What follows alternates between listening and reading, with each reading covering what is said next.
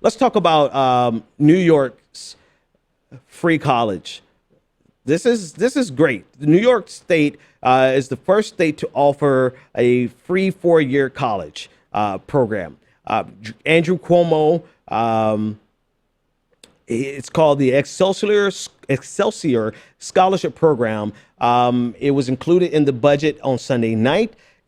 Pardon me, it will be rolled out in tiers. This is according to NBC News. It will be rolled out into tiers over the next 3 years, starting with full coverage of 4-year tuition. The income cap will increase from 110,000 to 125,000 in 2019.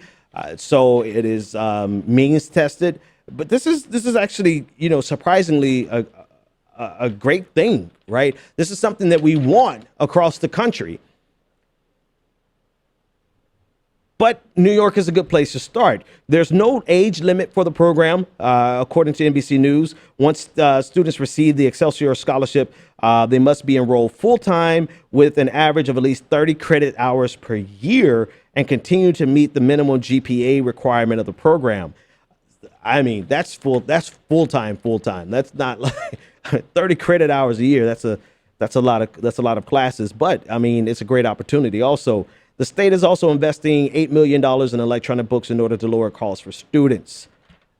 There you go. A part of the program is if you don't finish or if you don't maintain the GPA, you will have to pay the money back to the state. But overall, I mean, I would absolutely have loved to go to college for free without having to owe, a couple of mortgages and student loans.